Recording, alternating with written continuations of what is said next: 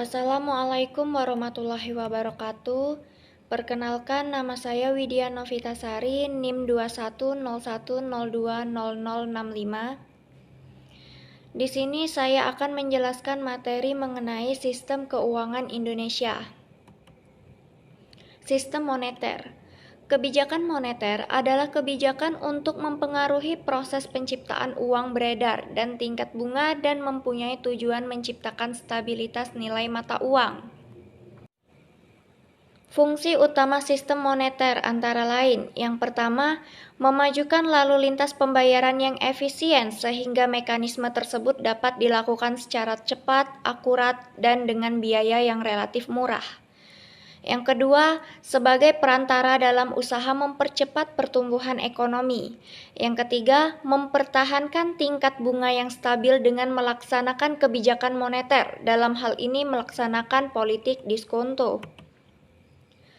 Menurut Undang-Undang Perbankan, bank adalah badan usaha yang menghimpun dana dari masyarakat dalam bentuk simpanan dan menyalurkannya kepada masyarakat dalam bentuk kredit atau bentuk-bentuk lainnya dalam rangka meningkatkan taraf hidup rakyat banyak. Otoritas moneter merupakan lembaga yang berwenang dalam pengambilan kebijakan di bidang keuangan atau moneter, juga merupakan sumber uang primer bagi perbankan, pemerintah, maupun bagi masyarakat. Fungsi pokok otoritas moneter antara lain: 1. Mengeluarkan uang kertas dan logam. 2. Menciptakan uang primer. 3. Memelihara cadangan devisa nasional. 4. Mengawasi sistem moneter. Selanjutnya, jenis-jenis bank. Yang pertama, bank berdasarkan fungsinya. 1. Bank Perkreditan Rakyat atau BPR adalah jenis bank yang melaksanakan kegiatan usaha secara konvensional atau berdasarkan prinsip-prinsip syariah yang dalam kegiatannya tidak memberikan jasa dalam lalu lintas pembayaran. 2. Bank Sentral. Bank sentral di suatu negara pada umumnya adalah sebuah instansi yang bertanggung jawab atas kebijakan moneter di wilayah negara tersebut. Fungsi dan peran bank sentral berusaha untuk menjaga stabilitas nilai mata uang, stabilitas sektor perbankan, dan sistem finansial secara keseluruhan. 3. Bank Umum. Bank umum adalah bank yang melaksanakan kegiatan usaha secara konvensional dan atau berdasarkan prinsip syariah, yang dalam kegiatannya memberikan jasa dalam lalu lintas pembayaran. Sifat jasa yang diberikan adalah umum, dalam arti dapat memberikan seluruh jasa perbankan yang ada. Yang kedua, jenis bank berdasarkan kepemilikannya. 1. Bank campuran. Bank campuran adalah jenis bank yang kepemilikan sahamnya bercampur antara pihak asing dan pihak swasta nasional.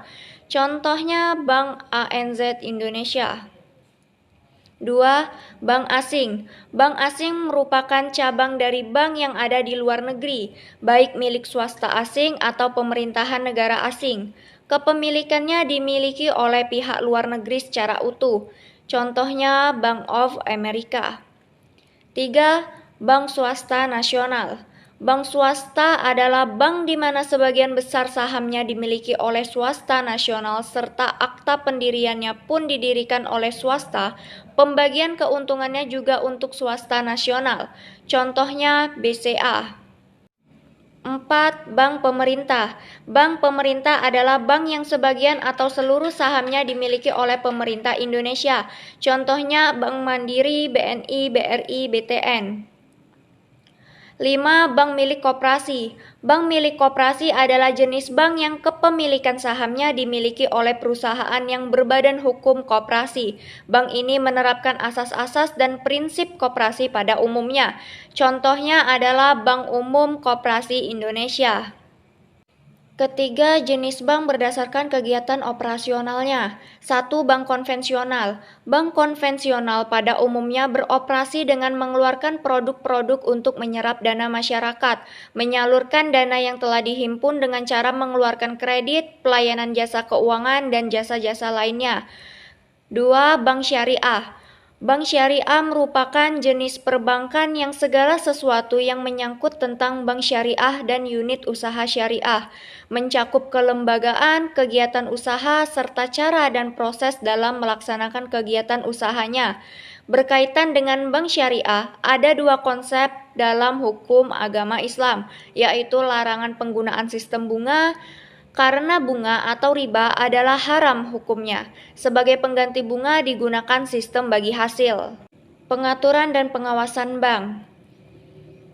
Pengaturan dan pengawasan terhadap lembaga keuangan bank dan lembaga non-bank di Indonesia sekarang ini dilakukan oleh Otoritas Jasa Keuangan atau OJK berdasarkan Undang-Undang Nomor 21 Tahun 2011 tentang Otoritas Jasa Keuangan yang merupakan amanat dari Pasal 34 Undang-Undang Nomor 3 Tahun 2004 tentang perubahan atas Undang-Undang Nomor 23 Tahun 1999 tentang Bank Indonesia. Pembinaan dan pengawasan. Pelaksanaan pembinaan dan pengawasan bank dilakukan oleh Bank Indonesia. Dalam hal pembinaan dan pengawasan bank tersebut, Bank Indonesia menetapkan kesehatan bank meliputi aspek kecukupan modal, kualitas aset, kualitas manajemen, likuiditas, rentabilitas, solvabilitas, dan aspek lain yang berhubungan dengan usaha bank dan wajib melakukan kegiatan usaha sesuai dengan prinsip kehati-hatian. Bank Indonesia berhak memeriksa semua catatan dan berkas-berkas yang ada baik secara berkala maupun setiap waktu jika diperlukan. Bank Indonesia.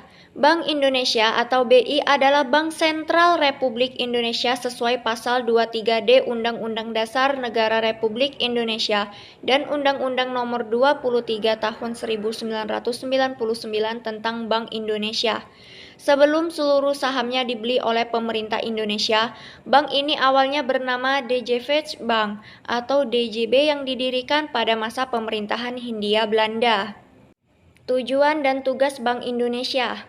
Menurut Undang-Undang Nomor 23 Tahun 1999 dalam Pasal 7, sebagai bank sentral, Bank Indonesia mempunyai tujuan tunggal, yaitu mencapai dan memelihara kestabilan nilai rupiah.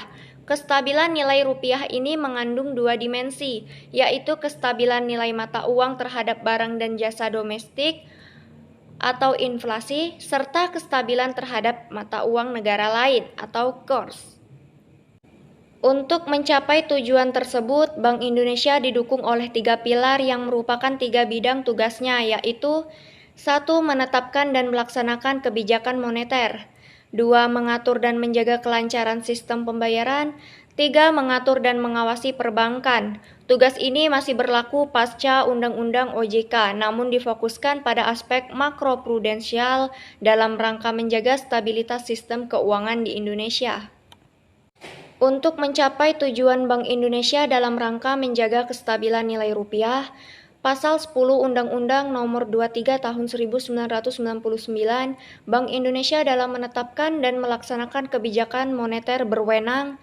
Yang pertama, menetapkan sasaran moneter dengan memperhatikan sasaran laju inflasi yang ditetapkan. Kedua, melakukan pengendalian moneter dengan menggunakan cara-cara yang telah ditetapkan. Kebijakan nilai tukar. Bank Indonesia melaksanakan kebijakan nilai tukar berdasarkan kebijakan nilai tukar yang ditetapkan sesuai dengan sistem nilai tukar yang dianut. Antara lain berupa 1. Dalam sistem nilai tukar tetap berupa devaluasi atau revaluasi terhadap mata uang asing. 2. Dalam sistem nilai tukar mengambang berupa intervensi pasar. 3. Dalam sistem nilai tukar mengambang terkendali berupa penetapan nilai tukar harian serta besar tingkat intervensi. 4. Penetapan kebijakan-kebijakan tersebut dimaksudkan untuk mencapai tujuan Bank Indonesia sebagaimana ditetapkan oleh undang-undang. Cadangan devisa. Cadangan devisa adalah cadangan devisa negara yang dikuasai oleh Bank Indonesia yang tercatat pada sisi aktiva Bank Indonesia yang antara lain berupa emas, uang kertas asing, dan tagihan lainnya dalam valuta asing kepada pihak luar negeri yang dapat dipergunakan sebagai alat pembayaran luar negeri. Penyelenggaraan survei. Survei adalah berupa pengumpulan informasi yang bersifat makro atau mikro seperti survei mengenai kegiatan usaha, survei konsumen, survei perkembangan harga aset, dan survei-survei lainnya yang diperlukan dalam rangka pelaksanaan tugas dan wewenang Bank Indonesia, termasuk survei dalam rangka penyusunan dan penyempurnaan statistik neraca pembayaran.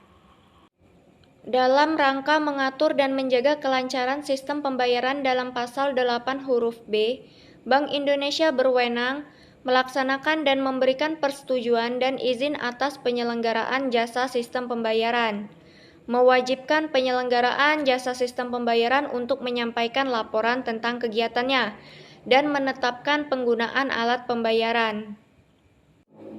Dalam melaksanakan tugasnya, Bank Indonesia dipimpin oleh Dewan Gubernur yang terdiri atas 1. Seorang gubernur, 2. Seorang deputi gubernur senior sebagai wakil gubernur, 3. Minimal 4 orang atau maksimal 7 deputi gubernur dengan gubernur sebagai pimpinan Dewan Gubernur.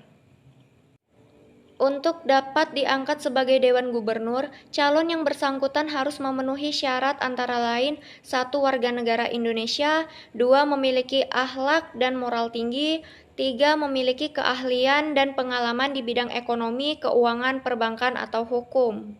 Rapat Dewan Gubernur. Rapat Dewan Gubernur sebagai suatu forum pengambilan keputusan tertinggi, diselenggarakan sekurang-kurangnya sekali dalam sebulan untuk menetapkan kebijakan umum di bidang moneter, yang dapat dihadiri oleh seorang menteri atau lebih yang mewakili pemerintah dengan hak bicara tanpa hak suara. Sekurang-kurangnya sekali dalam seminggu untuk melakukan evaluasi atas pelaksanaan kebijakan moneter atau kebijakan lainnya yang prinsipil dan strategis. Baiklah, saya kira materi yang barusan saya sampaikan itu sudah cukup. Saya akhiri. Wassalamualaikum warahmatullahi wabarakatuh.